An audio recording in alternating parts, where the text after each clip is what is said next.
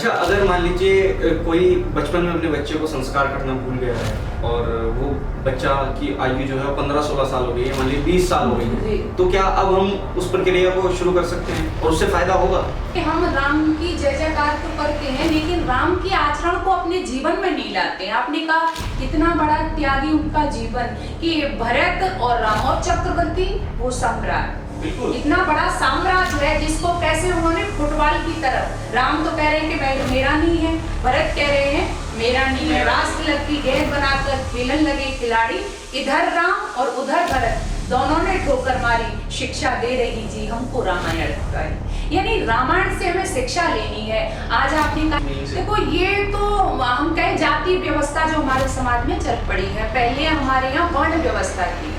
और यहाँ भी मैं एक बात कहूँ, कहा गया कि जन्मना जायते शूद्रः संस्कारात् द्विजुच्यते, यानी जन्म से हर व्यक्ति शूद्र होता है और संस्कारों के माध्यम से वे ध्वज बनता है। अब जो व्यक्ति कपड़ा दे के आया था वो उसको लेने गया, तो जब उसने देखा कि शर्ट बनाई है तो उसने कहा मुझे तो पैंट चाहिए था। जब हम हिस्ट्री पढ़ेंगे, इतिहास पढ़ेंगे, तो बहुत ज़्यादा सोमनाथ के मंदिर को तोड़ा गया, और भी जो हमारे विशाल मंदिर थे उसको तोड़ा गया। 700 ईस्वी में हमला हुआ, 998 ईस्वी में हमला हुआ। हमारे यहाँ ये बहुत बड़ी दिक्कत आ गई है, कुछ जो बीच में हमारे धर्म में पाखंडी लोग जो आए, उनकी वजह से हम लोगों ने अपने धर्म ग्रंथ पढ़ने बंद कर दिए। ये बहुत बड़ी, बिल्कुल बिल्कुल ये सही कहा, लेकिन काल्पनिक नहीं है। नहीं, वो मैं ये भी बता देना चाहती हूँ कि जो महाभारत या रामायण ये काल्पनिक नहीं है, ये हमारा इतिहास है। इतिहास है जी, हमारे महापुरुषों का इतिहास है। और ये आपने ठीक कहा कि बहुत लोगों ने घर में रखना ही बंद कर दिया। कई बार मैं पूछती हूँ तो उनका दूसरा उद्देश्य कहते हैं कि महाभारत मतलब घर में महाभारत हो जाएगा, इसलिए नहीं रखते, लेकिन नहीं। नमस्ते दोस्तों, मैं आप लोगों के बीच एक नया एपिसोड लेकर फिर से आ चुका हूँ। आज जो हमारे गेस्ट हैं उनका नाम डॉक्टर अर्चना प्रिया आर्य हैं, जो वर्तमान में मेरठ में असिस्टेंट प्रोफेसर हैं और संस्कृत विभाग की एचओडी हैं। उनके बारे में अगर हम बात करें तो एक 10 साल के बच्चे में अगर आज के परिवेश में देखें तो महज बस इतना ही दिमाग होता है कि उसको सुबह बस्ता अपने कंधों पर टंगा कर स्कूल जाना है, स्कूल से वापस आना है, आकर सोना है, भोजन करना है, शाम में खेल कूद करनी है, और जो आज का एक कल्चर बन चुका है ट्यूशन कल्चर, उसे ट्यूशन जाना है और आके सो जाना है। परंतु हमारे जो गेस्ट हैं अर्चना प्रिया आर्य जी, उनके साथ ऐसा नहीं था। वह जब 10 साल की थी तो उनका, अगर हम कहें कि विकास जो है वो इतना अच्छे से किया गया, उनके संस्कार इतने अच्छे थे कि वो 10 साल से ही सनातन जागृति के मिशन पर निकल पड़ी और उन्होंने इस देश के कोने कोने में घूमकर लोगों को जागृत किया, लोगों को बताया कि कितना महत्वपूर्ण है सनातन संस्कृति में बने रहना, अपने कल्चर से जुड़े रहना, अपने संस्कारों से जुड़े रहना। वर्तमान में जो अगर हम आज के समय में बात करें तो आज के समय में उनका एक मिशन चल रहा है जिसका नाम संस्कार जागृति मिशन है। आइए हम आज उनसे जानने की कोशिश करते हैं कि संस्कार जागृति मिशन क्या है और आर्य समाज किस तरीके से काम करता है और क्या आइडियोलॉजी है आर्य समाज की। कैसे हैं आप अर्चना प्रिया जी? बहुत अच्छे हैं। तो अगर हम बात करें, जैसे आपका मिशन है जागृति के संस्कारों को लेकर, तो संस्कार क्या है जी? संस्कार शब्द यदि मैं इसको मूल रूप से परिभाषित करना चाहूँ तो संस्कृते अलंक्रियते शरीरार्द्रेण संस्कार है, जिसके द्वारा हमारा आत्मा, हमारा शरीर शुद्ध और पवित्र होता है, उसका नाम संस्कार है। यानी संस्कार एक रूप से यदि हम इसको परिभाषित करें तो वह है कि जो बच्चे के अंदर, मनुष्य के अंदर दुर्गुणों को हटा करके सद्गुणों का आधान करने का नाम संस्कार है, रूप परिवर्तन करने का नाम संस्कार है। और वह संस्कार बचपन से बच्चों के किए जाते थे। बच्चों का जब एक बुलाया जाता है, एक नई आत्मा का आह्वान होता है, यानी एक नई माता पिता जब योजना करते हैं तो तभी जो गर्भ में संतान आती है, जो आत्मा आती है, वहीं से संस्कारों की श्रृंखला शुरू हो जाती है। हमारे सनातन धर्म में जैसे 16 संस्कार हैं जी, तो क्या बच्चा पैदा होने से पहले ही संस्कार की प्रक्रिया हाँ शुरू जी, हो जाती हाँ है? जी, बिल्कुल, क्योंकि यहाँ जो हमारे इस देश में हमारी सनातन वैदिक धर्म में, संस्कृति में जो संस्कारों का विधान है, उसमें सबसे पहला संस्कार है गर्भाधान संस्कार। गर्भाधान। यानी यहाँ बच्चे एक्सीडेंटली पैदा नहीं होते थे, यहाँ एक विधि विधान था। जैसा माता पिता चाहते थे वैसा ही बच्चे का आह्वान करते थे, और वो गर्भाधान संस्कार की पूरी प्रक्रिया है, जो चाहते थे, जैसा चाहते थे वैसा ही बच्चे का निर्माण करते थे। तो ये संस्कार ऋषि के लिए होता था, लेकिन आज नहीं है। मैं अगर आपसे कहूँ कि आज स्थिति हमारी ये हो गई है कि एक व्यक्ति कपड़ा लेके दर्जी के पास में गया और जा कर के दे के आ गया। अब उस 2-3 दिन बाद में गया और जा कर के फिर कहता है कि मुझे वो चाहिए, मैं कपड़ा दे के गया। अब दर्जी ने सोचा कि ये कपड़ा मुझे दे तो गया था, क्या बनाऊं, क्योंकि उसने बताया ही नहीं था कि पैंट बनाना है या शर्ट बनाना है। उसने शर्ट बना दी। अब जो व्यक्ति कपड़ा दे के आया था वो उसको लेने गया, तो जब उसने देखा कि शर्ट बनाई है तो उसने कहा मुझे तो पैंट चाहिए था, लेकिन उसने बताया तो नहीं था ना दर्जी को। तो वही स्थिति आज हमारी हो गई है कि हम पहले ये नहीं हम जान पाते कि हमें कैसा बच्चा चाहिए या किस तरह हमें बच्चे का निर्माण करना है, और जब वो बन जाते हैं तब सोचते हैं नहीं, हमें तो ये चाहिए ही नहीं था। तो वो प्रक्रिया जो सबसे पहला हमारा संस्कार है गर्भाधान संस्कार, यानी ऐसी पवित्र आत्मा का आह्वान किया जाता था। माता पिता करते थे, जैसा वो चाहते थे वैसा ही होता था। तो एक विधि विधान के द्वारा वो प्रक्रिया थी जिसका नाम गर्भाधान है। अच्छा, हमारे यहाँ 16 संस्कार हैं, तो सबसे पहला संस्कार कौन सा है? गर्भाधान संस्कार। उसके गर्भाधान से लेकर के अंत्येष्टि तक 16 संस्कार हैं। गर्भाधान के बाद पुंसवन और सीमंतोन्नयन, ये 3 संस्कार तो जब तक बच्चा भी पैदा नहीं हुआ माँ के गर्भ में रहता है तभी ये 3 संस्कार कर दिए जाते हैं। पहले ही कर दिए जाते हैं। पहले ही कर दिए जाते हैं, क्योंकि संस्कारों के माध्यम से ऐसी व्यवस्था बनाई जाती है, बच्चे को ऐसी भट्टी में डालने का प्रयास किया जाता है कि वह टेढ़ा मेढ़ा न चले, कुटिल रास्ते पर नहीं चले। जैसे आपने देखा होगा एक सुनार है, और सुनार जो सोना होता है, शुद्ध सोना, उसको अग्नि में डाल करके तपाता है और उसको शुद्ध करता है। वैसे ही संस्कारों की जो श्रृंखला है वो ऐसी ही भट्टी है जिसमें डाल करके बच्चा क्या है, समय समय पर उसको सुधारा जाता है, उसमें परिवर्तन किया जाता है। तो ये प्रक्रिया, इसलिए हमारे 16 संस्कार जो हैं समय समय पर उसमें परिवर्तन कर। जैसे मैं आज के समय में देख रहा हूँ कि संस्कारों का, जैसे यज्ञोपवी संस्कार होता है, जनेऊ धारण करने से पहले यज्ञोपवी होना बहुत ज़रूरी माना जाता है। तो मैं देखता हूँ कि आज के परिवेश में कि इस संस्कारों का जो वो है वो सिर्फ क्षत्रियों तक और सिर्फ ब्राह्मणों तक ही क्यों रह गया है, जबकि पहले समय में मुझे लगता है कि ऐसा कुछ खास वो रहा नहीं होगा, क्योंकि पहले वर्ण सिस्टम था, तो वर्ण में किसी के ऊपर कोई रोक टोक नहीं थी, वर्ण आप खुद अपना डिसाइड करते थे। तो हाँ, ऐसा क्यों हो गया कि आज ब्राह्मणों के और क्षत्रियों के बीच में ही से? देखो, ये तो हम कहें जाति व्यवस्था जो हमारे समाज में चल पड़ी है। पहले हमारे यहाँ वर्ण व्यवस्था थी, और यहाँ भी मैं एक बात कहूँ, कहा गया कि जन्मना जायते शूद्रः संस्काराद द्विजुच्यते, यानी जन्म से हर व्यक्ति शूद्र होता है और संस्कारों के माध्यम से वह द्विज बनता है।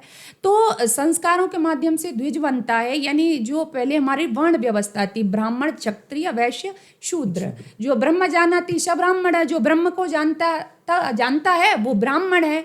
जो वेद पढ़ता है, पढ़ाता है, जो यज्ञ करता है, कराता है, दान देता है, लेता है, ये कर्म किसका था? ब्राह्मण का था। और इस श्रेणी में जो भी व्यक्ति आता था वो ब्राह्मण होता था। रक्षण का जो कार्य करता है वो क्षत्रिय है, जो धन उपार्जन करता है वो वैश्य है, और जो इन तीनों में से नहीं कुछ कर पाता, जिसके अंदर सेवा भाव है, वो शूद्र है। तो इस तरह से वर्ण व्यवस्था थी। और आपने जो कहा कि यज्ञोपवीत और जनेऊ, ये दोनों एक ही नाम है। यज्ञोपवीत संस्कार, यज्ञोपवीत भी कहते हैं उसको, और जनेऊ भी बोलते हैं, उपनयन भी उसको कहा जाता है। तो ये भी सबका होता था जो हम पहले देखते हैं। अब हाँ, आज की जो वर्तमान हम जो समय है उसमें ये कुछ ही बच्चों का सिमट के रह गया, मतलब कुछ ही लोग इसको करवाते हैं, नहीं करवाते हैं। लेकिन ये भी अपनी वैदिक सनातन संस्कृति का प्रतीक चिन्ह था। ये जो यज्ञोपवीत हमारा संस्कार है ये प्रतीक चिन्ह है, और हर का ही होना चाहिए। ये चाहे ब्राह्मण का बच्चा है, चाहे क्षत्रिय का बच्चा है, सबका ये संस्कार किया जाता था और आज भी होना चाहिए। और बहुत लोग आज करवाते भी हैं, लेकिन हाँ, कुछ लोग इसको नहीं करवाते, इसकी आवश्यकता नहीं समझते हैं। तो ये अपनी संस्कृति का प्रतीक है। जैसे आपने कुछ प्रतीक चिन्ह हुआ करते हैं, जनेऊ धारण करना, यज्ञोपवीत पहनना, ये क्या, इसमें 3 धागे हैं, तो ये हमें विशेष रूप से प्रेरित करते हैं कि हमारे ऊपर कौन कौन सा ऋण है। माता पिता आचार्य ये तो साधारणतः है ही, तो इसकी हमें ध्यान दिलाते रहते, प्रेरणा करते रहते हैं कि इनके ऋण से उऋण होने के लिए हमें हर संभव प्रयास करना है। तो सबका ही होना चाहिए। ये गायब हो गया है आजकल। तो हम देखें कि बस संस्कारों के नाम पर या तो आपको एक नामकरण संस्कार मिलता है क्योंकि ये अनिवार्य हो गया है, और दूसरा हम कहें ये जो पवित्र कहीं कहीं है, बाकी ये भी खत्म है।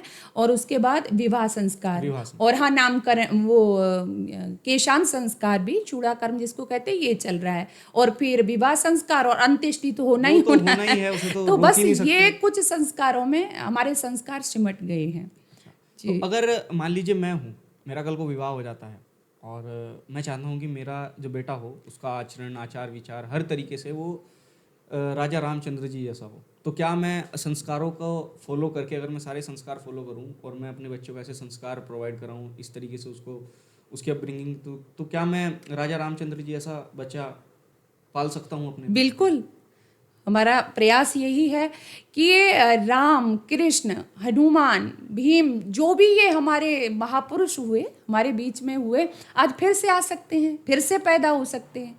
और मैं तो ये कहती हूँ कि ये खो नहीं गए हैं, ये नहीं पवित्र मिट्टी के कणों में छिपे हुए हैं, आज फिर से ये आ सकते हैं। आपके आंगन में किलकारियाँ मार सकते हैं, आपकी गोद को धन्य कर सकते हैं। लेकिन आपने कहा कैसे आ सकते हैं, तो इसके लिए शर्त एक ही है कि यदि आप अपने घर में राम लाना चाहते हो तो सबसे पहले जिम्मेदारी माँ की है। माँ को कौशल्या बनना पड़ेगा, आपको दशरथ बनना पड़ेगा। यदि हनुमान लाना चाहते हो तो माँ अंजना बनना पड़ेगा। यानी तैयारी हमें करनी है सबसे पहले। जैसा मैंने शुरू में भी कहा कि जैसा हम बच्चा चाहते हैं वैसा हम पैदा कर सकते हैं, लेकिन उसके लिए तैयारी हमें स्वयं करनी है। और ये तैयारी तो हमारे ऋषियों ने कहा कि ये 16 वर्ष पहले शुरू हो जाती है। किससे 16 वर्ष पहले? मान लीजिए आपने कहा कि मेरा विवाह हुआ, मैं ऐसी संतान चाहता हूँ, तो इसके लिए आपको तैयारी करनी है। मान लीजिए आपके अंदर कोई दुर्व्यसन है ना, और अभी जो आपकी वाइफ, जो पत्नी आपकी बनेंगी, उनके अंदर कोई दुर्व्यसन है, तो फिर जो आपकी संतान आएगी घर में उनके अंदर भी हुआ जाएंगे। तो इसलिए तैयारी कहा पहले से 16 वर्ष पूर्व। तो वही आ गया कि जब आपको 16 वर्ष पूर्व आप तैयार होंगे, ना कोई आप मद्यपान करते हैं, नशाखोरी नहीं है आप में, कोई भी आपका गलत आचरण नहीं है, झूठ नहीं बोलते आप, चोरी की प्रवृत्ति नहीं है, तो इस तरह से आपका जीवन होगा, तो फिर वही सारा व्यवहार किस में आएगा? वो सारे संस्कार बच्चे में आएंगे। क्योंकि बच्चा जब पैदा होता है तो वो 2 तरह के संस्कार लेकर के आता है। एक तो उसके जन्म जन्मांतरों के संस्कार होते हैं, और एक उसको जो वंशानुगत मिलते हैं, माता पिता के संस्कार होते हैं।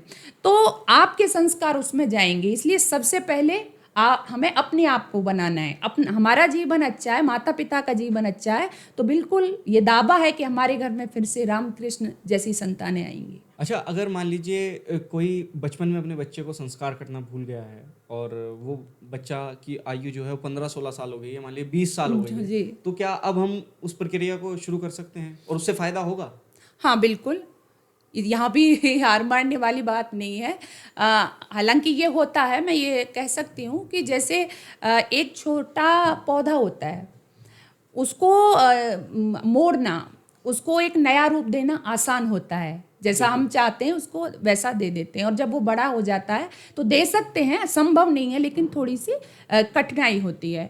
तो ऐसे ही जब बच्चा बड़ा हो गया और अब उसमें कैसे सुधार हो, तो इसके लिए बस एक ही है कि हमें उस तरह का वातावरण बनाना पड़ेगा, वातावरण क्रिएट करना होगा, हमें अच्छी संगति उसको देनी पड़ेगी, हमें अच्छे विचार उसको देने पड़ेंगे। और हम यदि पीछे देखें, हमारा इतिहास भी साक्षी है कि बहुत लोगों के जीवन परिवर्तन हो गए। इतने बड़े बड़े, एक भक्त अमीचंद का नाम आता है, ऋषि दयानंद के समय पे जो हुए, तो उनका जीवन बड़ा बिगड़ा हुआ था।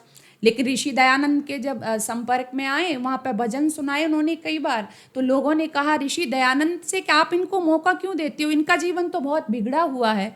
तो ऋषि दयानंद ने अंतिम में उनसे एक बात कही थी, जब आखिरी दिन उन्होंने भजन सुनाया था, उनके कंधे पर हाथ मार के कहा था कि अमीचंद तू है तो हीरा मगर पड़ा हुआ है कीचड़ में।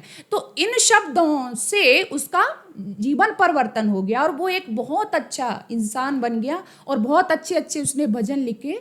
तो और भी बहुत सारे उदाहरण हैं। महात्मा श्रद्धानंद जी का नाम आता है, मुंशी प्रेमचंद इनका नाम था, वकील जब थे वो, तो जीवन बहुत बुराइयों से भरा हुआ था, मांस खाते थे, है ना, नशाखोरी जीवन में थी, और विवाह हो गया था लेकिन फिर भी वो वैश्यागामी थे, मतलब बहुत उनका जीवन अस्त व्यस्त था। लेकिन वो भी जब ऋषि दयानंद जी के संपर्क में आए तो उनका जीवन भी परिवर्तन हो गया और हम देखते हैं कि आगे चल के वही महात्मा श्रद्धानंद जी के नाम से प्रसिद्ध हुआ और कितना उन्होंने काम अपने देश धर्म संस्कृति के लिए किया। अच्छा, अगर और जी बोलिए। तो और भी बहुत सारे उदाहरण मैं आपको दे सकती हूँ। बिस्मिल का नाम आता है, बिस्मिल जो आत्महत्या करने वाले थे लेकिन उनको एक सन्यासी के द्वारा एक सत्याग्रह प्रकाश नामक ग्रंथ दिया गया और बस उनका जीवन परिवर्तन हो गया, देश के लिए मरने मिटने की भावना पैदा हुई। तो यानी हम संगति से, सत्संग से, अच्छे विचारों से उनमें परिवर्तन कर सकते हैं। अच्छा, अगर हम देखते हैं आज की जो हमारी सोसाइटी है, अभी वेस्ट बंगाल में केस हुआ, निर्भया के कांड के बाद भी सोसाइटी में कुछ परिवर्तन नहीं है। और अगर हम केसेस का मूल रूप देखें तो आपके 90% केसेस में ऐसा होता है कि आपके आसपास के लोग ही, वो इंसान की मानसिकता इतनी गिरी हुई होती है जो कर लेता है। तो हम इस परिवेश से कैसे बचें, मतलब कैसे बचें, ये अपने बच्चों को ऐसा कैसे संस्कार दें कि वो नारी के सम्मान में बढ़ चढ़कर हिस्सा ले, उसको बिल्कुल भी मतलब चोट पहुंचाने की कभी ना सोचे। जी जी, ये बहुत ही आपने प्रासंगिक प्रश्न किया है कि आज इस तरह की जो घटनाएं हो रही हैं समाज में हमारी बहन बेटियों के साथ में, तो कई बार दिमाग में ये सवाल आता है, पूछते हैं कि आखिर ऐसा क्यों है, कौन जिम्मेदार है इसके लिए। कई लोग कहते हैं कि लड़कियां ही जिम्मेदार हैं, कई लोग कहते हैं कि नहीं लड़के जिम्मेदार हैं, लेकिन मैं कहूँगी कि इस सब में सबसे पहले माता पिता जिम्मेदार हैं। ऐसा क्यों है? क्योंकि माता पिता ने यदि संस्कारित किया होता अपने बच्चों को, बच्चों यानी बेटा और बेटियों को, तो इस तरह की घटनाएं नहीं होती।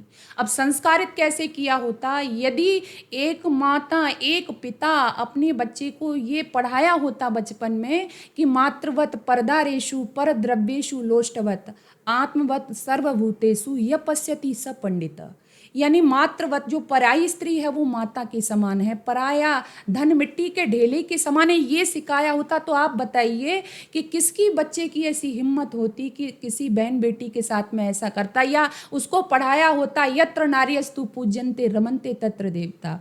तो इस तरह से सम्मान की भावना यदि उसको बचपन से पढ़ा दी जाती, अपने बच्चे को बताती जाती, तो उसका बहन बेटियों के प्रति एक नज़रिया चेंज हो गया होता। जैसी मेरी बहन है, जैसे मैं घर से बाहर निकलता हूँ वो भी मेरी बहन है, वह भी मेरी, और मैं कहूँ तो 3 पैमाने हुआ करते थे।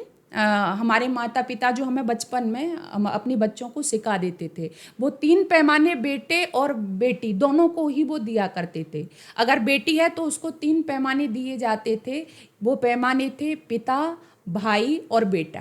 यानी जब तुम समाज में बाहर जा रही हो तो घर में तुम्हारे पिता हैं जैसे ही, तो तुम्हारी आयु से जो बड़े हैं वो तुम्हारे लिए पिता के समान है, तुम्हारे जो बराबर के हैं वो भाई के समान हैं, और जो तुमसे छोटे हैं वो तुम्हारे पुत्र के समान है। ऐसे ही भाइयों को दिया जाता था। माँ, बहन और बेटी जो उम्र में तुमसे बड़ी हैं वो तुम्हारी माँ के समान है, और जो तुम्हारे बराबर है वो बहन के समान है, और जो तुमसे छोटी है वो बेटी के समान है। तो ये पैमाने लेकर के, ये नज़रिया लेकर के जब समाज में बच्चा निकलता था, तो आप खुद मुझे बताइए, ये संस्कार लेके जब जाएगा, ये शिक्षा लेके जब जाएगा, तो मैं समझती हूँ कि कहीं भी समाज में इस तरह की घटनाएं जो आज हो रही हैं बहुत ही निंदनीय हैं। ऐसी घटनाएं नहीं होती। तो कहीं ना कहीं हम लोग उसके पीछे, मतलब माता पिता का भी उसके पीछे दोष है कि हम वो क्यों नहीं बता पाए अपने बच्चों को, क्यों नहीं सिखा पाए जो इस तरह की घटनाओं को अंजाम देते हैं। मैं इस चीज़ में एक और चीज़ को जोड़ना चाहूँगा। जैसे हमारे यहाँ महाभारत जैसे धर्म ग्रंथ हैं, और जिसे आजकल लोग काल्पनिक बता देते हैं जी। तो अगर किसी बच्चे को, मान लीजिए, मैं मानता हूँ कि मान लीजिए वो काल्पनिक ही है, पर अगर आप अपने बच्चे को महाभारत पढ़ाएं, उसको सही से उस चीज़ को समझाएं, तो क्या वो बच्चा नारी के सम्मान में, कभी भी उसको पता चलेगा कि जिस देश में नारी के सम्मान के लिए महाभारत जैसे युद्ध हो गए, लाखों लोग मारे गए जिस युद्ध में, तो क्या वो कल को जाके नारी को ठेस पहुँचाएगा? कभी नहीं पहुंचाएगा। बिल्कुल। तो हमारे यहाँ ये बहुत बड़ी दिक्कत आ गई है कि कुछ जो बीच में हमारे धर्म में पाखंडी लोग जो आए, उनकी वजह से हम लोगों ने अपने धर्म ग्रंथ पढ़ने बंद कर दिए। ये बहुत बड़ी दिक्कत। बिल्कुल बिल्कुल, ये सही कहा, लेकिन काल्पनिक नहीं है। नहीं, वो मैं ये भी बता देना चाहती हूँ कि जो महाभारत या रामायण ये काल्पनिक नहीं है, ये हमारा इतिहास है। इतिहास है वो। जी, हमारे महापुरुषों का इतिहास है। और ये आपने ठीक कहा कि बहुत लोगों ने घर में रखना ही बंद कर दिया। कई बार मैं पूछती हूँ तो उनका दूसरा उद्देश्य कहते हैं कि महाभारत मतलब घर में महाभारत हो जाएगा, इसलिए नहीं रखते। लेकिन नहीं, रामायण महाभारत दोनों ही हमको प्रेरणा देते हैं। यदि हमें मर्यादा में रहना है, किस तरह से हम अपने घर परिवार को व्यवस्थित मर्यादा से युक्त अपना जीवन रख सकते हैं, तो रामायण हम पढ़ें। हमें किस तरह से, यदि जो छली लोग हैं, दुष्ट लोग हैं, राक्षस लोग हैं, उनसे हमें किस तरह से निपटना है, तो हम महाभारत पढ़ें। और ये भी हमको पता चलेगा कि महाभारत क्यों हो गया। तो ये रामायण पढ़ेंगे तो पता चला कि एक सीता का अपमान होने पर राम ने सोने की लंका को जला दिया था। महाभारत पढ़ेंगे तो पता चलेगा कि एक द्रौपदी का अपमान होने पर महाभारत जैसा घोर संग्राम हो गया था। और आज गांव गांव, घर घर, गली गली बहनों के सतीत्व को लूटा जा रहा है। तो हमने पढ़ा होता रामायण, हमने पढ़ा होता महाभारत, तो हम समझ पाते कि नारी का अपमान करना, नारी का निंदा करना, नारी का सम्मान को ठेस पहुंचाना इस देश में आसान नहीं है। बिल्कुल। अब अगर हम रामायण को देखें तो रामायण में जब राम जी चले गए वनवास के लिए, तो भरत ने कभी शासन पे बैठ के शासन नहीं किया, उनके खड़े रख के शासन किया। और एक भाई, मतलब अगर हम राम को देखेंगे भाई की उससे, तो वो भाई कह रहा है कि सब कुछ तुम ही रख लो, मुझे कुछ नहीं चाहिए। और अगर हम यही चीज़ आज के परिवेश में देखें तो मतलब अगर हम गांव देहात की बात करें या शहर की बात भी करें, तो जो शहर में लोग रह रहे हैं वो दुकानों के लिए लड़ रहे हैं, गांव में लोग रह रहे हैं तो वो खेत की डोल के लिए लड़ रहे हैं, तो घरों के लिए लड़ रहे हैं। मतलब इतनी निंदनीय चीज़ें हो रही हैं कि मैं आपको बता नहीं सकता। कि हालांकि मैं किसी गाँव में मैं बहुत खुल के नहीं बोल पाऊँगा, किसी गांव में दो भाइयों का बंटवारा हो रहा था। तो आप सोचिए कि मानसिक स्तर किस हद तक गिर सकता है कि वो किस चीज़ पे झगड़ा कर सकते हैं। कि जमीन के लिए भी चलो मैं मान लूँ कि अगर छोटा भाई है बड़ा भाई, उन दोनों के बीच में कोई एक दूसरे का हक मार रहा है, तो मैं मान सकता हूँ कि चलिए दूसरे का लड़ना बनता है, अपने हक के लिए वो इंसान लड़ सकता है, ठीक है। वो मतलब हमें जब पता चला कि किस बात के लिए झगड़ा हो रहा है, तो उनके घर की चीज़ों का बंटवारा हो रहा था। बिल्कुल बिल्कुल। तो कुछ चंद चम्मचों को लेके उनके बीच में झगड़ा हो रहा था। तो अब देखिए पूरे चंद चम्मच, पूरे जीवन भर वो भाई एक दूसरे के दुश्मन बने रहेंगे एक चंद चम्मचों की वजह। हाँ, ये मैं आपसे एक और कहूँ, मैंने भी देखा, और ये ज़्यादातर वह लोग होते हैं कि जो भगवान श्री राम के सबसे बड़े भक्त होते हैं। वो आप उनके नारे बोलते हैं, जय श्री राम के नारे लगाते हैं, वही लोग होते हैं। तो इसलिए मैं आपसे यहाँ ये भी कहना चाहूँगी कि हम राम की जय जयकार तो करते हैं, लेकिन राम की आचरण को अपने जीवन में नहीं लाते हैं। आपने कहा इतना बड़ा त्यागी उनका जीवन, कि भरत और राम और चक्रवर्ती वो सम्राट, बिल्कुल इतना बड़ा साम्राज्य है जिसको कैसे उन्होंने फुटबॉल की तरफ, राम तो कह रहे हैं कि मेरा नहीं है, भरत कह रहे हैं मेरा नहीं है, राज तिलक की गेंद बनाकर खेलन लगे खिलाड़ी, इधर राम और उधर भरत, दोनों ने ठोकर मारी, शिक्षा दे रही जी हमको रामायण प्यारी। यानी रामायण से हमें शिक्षा लेनी है। आज आपने कहा चम्मच के पीछे, मतलब कितनी छोटी मानसिकता हमारी आ गई। हमारे न्यायालयों में हम खड़े हैं, मुकदमे कोर्ट में मुकदमे लड़ रहे हैं। पहले हमारे यहाँ फैमिली कोर्ट नहीं होते थे। मतलब लगभग मैं 95 के आसपास की बात करूं तो हमारा जो डिस्ट्रिक्ट है सहारनपुर, उसमें 95 के आसपास एक फैमिली कोर्ट था, सिर्फ एक फैमिली कोर्ट। और अगर आप आज वहाँ पे जाके देखें उसमें ही, तो 3-4 फैमिली कोर्ट हैं, और सबसे ज़्यादा भीड़ अगर किसी कोर्ट में तो वो फैमिली कोर्ट में, और सबसे ज़्यादा मुकदमे अगर हैं तो वो तलाक के। पता नहीं ऐसा क्यों हो रहा है। बिल्कुल, हाँ, ये भी आपने सही कहा कि बहुत ज़्यादा ये केसेस बढ़ रहे हैं और तलाक तक जा पहुंची है। कई बार लगता है कि आप सुंदरता देखिए, अगर आप हमारे धर्म की, हमारी भाषा की सुंदरता देखें, तो हिंदी में सेपरेशन जैसा कोई शब्द नहीं है कि जो मतलब पति पत्नी को अलग करता हो, उस प्रेम को अलग करता हो। तलाक उर्दू शब्द है। हाँ जी, अगर हम देखें हिंदी में शब्द ही नहीं है ऐसा। बिल्कुल सही कहा आपने कि तलाक जो शब्द है वो उर्दू का है। हमारी वैदिक संस्कृति में कोई शब्द नहीं है, क्योंकि यहाँ पे जोड़ना सिखाया जाता है, तोड़ना नहीं। अब ये तलाक की जो घटनाएं समाज में हो रही हैं और बड़ी तेजी के साथ में मैं सुनती हूँ, कई बार महीने 2 महीने ही नहीं होते, अभी अभी विवाह हुआ था और टूट गया। तो मैं ये कहना चाहती हूँ कि आज जो हम पाश्चात्य देशों की जो हम नकल कर रहे हैं, आपको पता होगा कि पाश्चात्य देशों में जो शादी होती है वो कॉन्ट्रैक्ट होती है, कॉन्ट्रैक्ट मैरिज होती है, समझौता एक तरह से।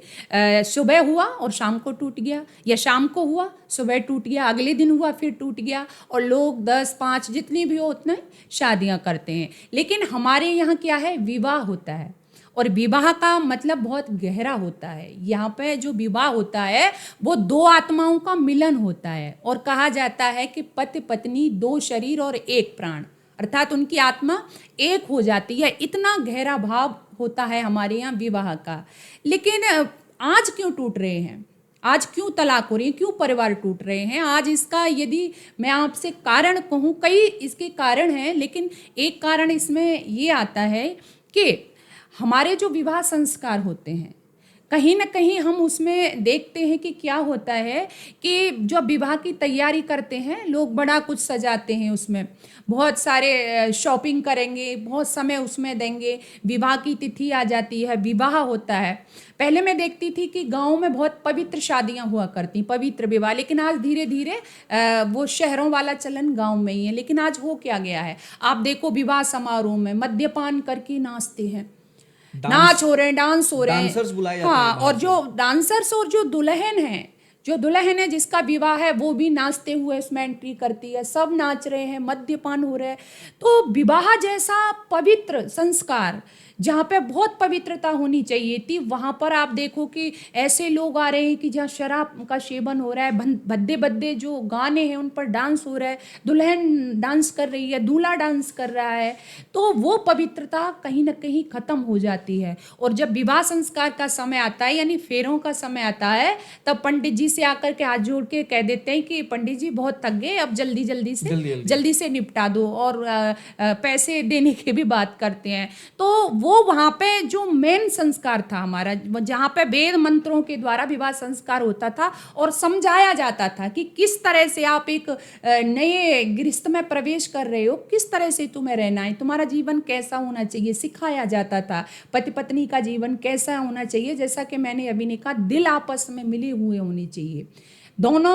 और ऐसे कई हमारे प्रमाण दिए गए, जैसे कि 2 नदियों का जल आपस में मिल जाता है, इस तरह से पति पत्नी का हृदय मिला होना चाहिए। तो ये विवाह संस्कार में जो आचार्य होते थे, जो पुरोहित या जिस विवाह संस्कार कराते थे, वो सब वहाँ पे समझाते थे। लेकिन आज वहाँ समझने के लिए समय नहीं है। और मैंने कई जगह तो देखा, आजकल वीडियो रील्स चल रही हैं, कई जगह तो फेरे भी फिल्मी गानों पर नाच नाच के दूल्हा और दुल्हन ले रही हैं। आप सोचो तलाक कैसे नहीं होंगी, जहां हमें समझना चाहिए था, जहां माता पिता को भी विवाह संस्कार के लिए किसी अच्छे आचार्य को बुलाना चाहिए था, जिससे वो विवाह संस्कार का महत्व तो समझा पाता, तो शायद ये घटनाएं रुक सकती थी। और एक बात और मैंने इसमें देखा कि प्रेम, जैसे रिश्तों में प्रेम होना चाहिए, तो विवाह होता है तो मुझे लगता है कि प्रेम तो होता है।